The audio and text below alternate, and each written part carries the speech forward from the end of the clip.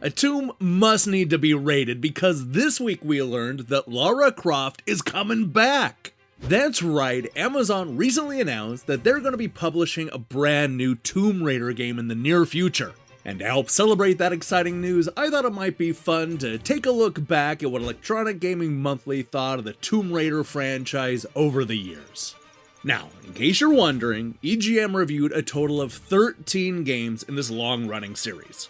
That pretty much includes everything released between 1996 and 2008, including the sequels, the reboots, and even the portable games. Sadly, the review crew didn't last long enough to review the most recent trilogy. But hey, almost everything else is represented in this list. So what we're gonna do is count down the best and worst Tomb Raider games using Electronic Gaming Monthly's own words and scores. There's no editorializing here, we're just gonna focus on what the critics said back when these games first came out.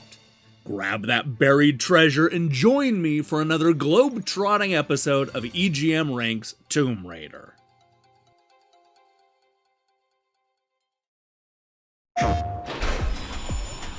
Croft, for your latest assignment, you'll be going to some new places. South Pacific, Antarctica, and you'll be getting some new toys. Gunther? This is a new rocket launcher, a girl's best friend. We've been watching you. Your work is very impressive. Tomb Raider 3 from Eidos Interactive. Oh, and one other thing. New outfits. PlayStation. Kicking off our list at number 13 is Tomb Raider: The Last Revelation on Dreamcast. Lara's first appearance on a Sega console since the original Saturn adventure is mediocre, to say the least. New to the Dreamcast version is a ton of slowdowns, pop-up, and fog. Now that's lazy programming. Even players who have somehow remained fans of the series over the past few years will be hard-pressed to find anything positive to say about this latest edition. It's a shame, really, since it's easy to see that Core was trying to get back to Lara's roots with The Last Revelation, but ultimately ended up with the perfect reason to go back to the drawing board. Number 12, Tomb Raider Chronicles on the PlayStation. Core made a lot of promises about this game. They said Chronicles would liven up the tired franchise with new playstyles. They said that it would combine all of the things that worked about the previous games. They lied. The game fights you every step of the way, but it's not a good fight. You get too many of the annoying find the switch and leap to the right ledge puzzles that got old 3 games ago. And the puzzles here seem even more obscure and frustrating than ever. It's just not fun. We were supposed to get Metal Gear Solid inspired stages at the finale. Instead, we just got the same old, except with a few new outfits and moves. Blah. Number 11, Tomb Raider: The Prophecy on Game Boy Advance. After a side-scrolling outing on the Game Boy Color, Lara Croft returns to handhelds with a top-down adventure. But the change isn't for the better. The new view leeches all of the tension out of the platforming elements, making death-defying leaps a breeze. I hope that the puzzles might pick up the slack, but Prophecy is little more than an endless procession of switches. By the end of the game, I was begging for a few crates to push around. Croft fanatics may give Prophecy a shot, but their digital vixen has certainly seen better days. Number 10, Tomb Raider: The Angel of Darkness on PlayStation 2. You can glimpse Angel of Darkness's potential before even starting the adventure. Just flip to the extras portion in the main menu and watch the game's making-of movie, in which moody core design designers crow about what they achieved with this much-delayed PlayStation 2 installment of the blockbuster Tomb Raider series. They ramble about revamped controls, darker characters, and questions that'll be answered in later episodes of this planned trilogy. Okay, now just eject the game disc and play it nevermore, lest you risk disappointment with yet another average Tomb Raider installment that, like the last few churned out PS1 sequels before it, fails to deliver on Core's promises. Number 9, Tomb Raider: The Last Revelation on PlayStation. Brian Wilson once sang, "It's so sad to see a sweet thing die." And that is exactly what's happened to Lara Croft. True, Tomb Raider 4 is better than Tomb Raider 3, but the game still has major problems. The controls have not evolved. Lara's still a pain to move around, and this becomes especially obvious in certain areas of Tomb Raider 4 where the bad controls will make you want to snap the disc in half. If Tomb Raider 4 hadn't been rushed out the door, then Eidos could have salvaged a game out of this mess. Number 8, Tomb Raider Chronicles on Dreamcast. Not even the apparent death of Lara Croft could save unsuspecting gamers the world over of their yearly dose of Tomb Raider. No, God doesn't hate you. It's just that Eidos has another chance to make one last buck on Lara before she jumps to PlayStation 2. The result is a game that feels obviously rushed to the market. Comparatively, Chronicles on the Dreamcast isn't nearly as dark as its PlayStation counterpart, which makes it easier to play, but the simple models look even worse thanks to the cleaner graphics. I still wouldn't consider spending money on this game, but it is a step up from last year. Number 7, Tomb Raider 3 Adventures of Lara Croft on PlayStation. I wouldn't go as far as to call Tomb Raider 3 a misstep for the franchise. It just doesn't have a broad enough leap in graphics and gameplay to get me overly excited about Lara's third outing. Yes, the high-res visuals are an improvement, but not by much, and some areas are just too dark. Avoid the analog controls at all costs, too. It feels like an awkward analog-digital hybrid, and the calibration even glitches at times. In fact, the entire game suffers from little bugs, making me think that it was rushed out for the holidays. Above all, the 19 levels hold another marathon adventure that'll keep you busy forever. Number 6, Tomb Raider, starring Lara Croft on Game Boy Color.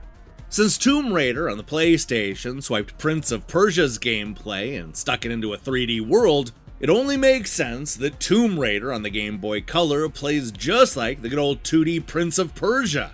And that's a good thing. It means that Lara's adventure here isn't mindless side-scrolling crap like so many other Game Boy Color titles. You'll need to explore the massive levels, track down items, and find switches. Lara can pull off nearly all of the PlayStation moves, and that means that it'll take you quite a while to master this version's controls. Some areas are tedious, but Tomb Raider is still a solid and stellar-looking Game Boy Color adventure. Number 5, Tomb Raider Underworld on PlayStation 3 and Xbox 360.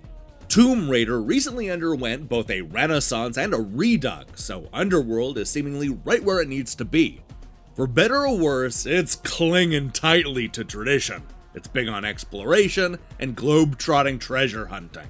The absolute best thing about Underworld is that it doesn't take exploration for granted. It's still a subtle breadcrumb trail of handholds and ledges, but it expertly conveys a sense of visual navigation. But the biggest crime of all is its abruptness. After 7 levels, it just ends with a cutscene that barely wraps up all the loose ends. Underworld is an excursion worth taking for fans of low-impact, low-commitment adventuring. I just wanted more. Number 4, Tomb Raider Anniversary on PlayStation 2. Checking out Lara Croft in the original Tomb Raider today is a lot like looking at a yearbook photo of your acid-washed, feathered-haired high school sweetheart and thinking, I thought she was hot? But playing this bargain-priced anniversary is like finding out that ex-girlfriend is now a runway model. This game is beautiful and respects your nostalgia with clever reimaginings of famous encounters like with the T-Rex and puzzles like the Sword of Damocles. The control feels loose, off-kilter leaping killed me more than anything, but I'll take it over the original's rigid, grid-based system any day. Number 3, Tomb Raider Legend on the PlayStation 2 and Xbox. When I first booted up Legend, I have to confess that my stomach tensed up. Mostly because I was expecting to have a girl fight with Lara just to get her to do what I wanted. So, it came as a pleasant surprise to discover that Crystal Dynamics has finally been able to accomplish what former series developer Core could never quite figure out: a control scheme that actually responds to what you do. And thanks to the intuitive controls, I could use the conscious part of my brain to concentrate on all the fun stuff, which is climbing around and exploring the tombs. However, I didn't like the cliffhanger ending. I don't like having to wait another year for resolutions. But when the next game does come out, rest assured that I'll be there to see what happens. Number 2, Tomb Raider 2 on PlayStation. Man, I'm glad that this turned out to be everything that we hoped. I mean, we covered it enough. Tomb Raider 2 is simply incredible. It may not be a whole lot different from the first, but if it ain't broke, why fix it? The graphics are still a little rough, but for the levels being as huge as they are, it doesn't matter too much. The save at any point feature is the best addition as far as I'm concerned, but the bosses were far less than amazing. And finally, at number 1, Tomb Raider on the PlayStation. Tomb Raider is the best PlayStation game to date. It's an addictive, sprawling, breathtaking mega adventure that'll keep you awake and red-eyed until the wee hours. The game's visuals are among the best pumped out by the PlayStation.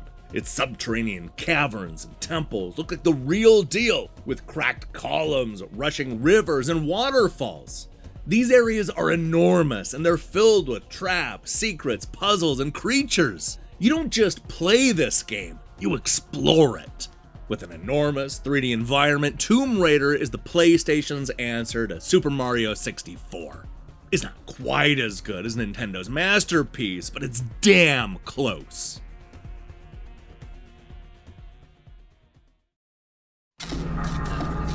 Da ist sie! Frau Croft, wie fühlen Sie sich nach Ihrem neuen Abenteuer? Ist es wahr, dass du den Dolch gefunden hast? Ja, Hattest du manchmal Todesangst? Nein. Wie war das Bootfahren in Venedig? Wunderbar. Gibt es Ytis in Tibet? Wer Hält das weiß. Abenteuer Sie so in Form? Vielleicht. Ist Archäologie für Sie nur ein Zeitvertreib? Ehrlich, für mich ist das Ganze wie ein Spiel. Tomb Raider 2 starring Lara Croft. Ein Action-Adventure für PC, CD-ROM und Sony PlayStation. Und für dich. Hey, thanks for watching us count down the best and worst Tomb Raider games. But this one came as a surprise, because I definitely remember the critics loving those first few games. But then I guess I totally forgot about how quickly they turned on the franchise. Here's hoping that the next game gets that balance right. Now, here's the question I have for you. What's your favorite Tomb Raider game? Is it one of these classics, or maybe you prefer the newer trilogy? Let me see your picks in the comments below.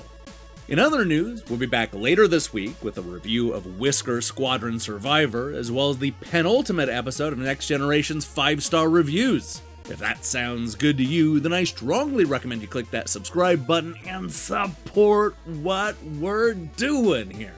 Until then,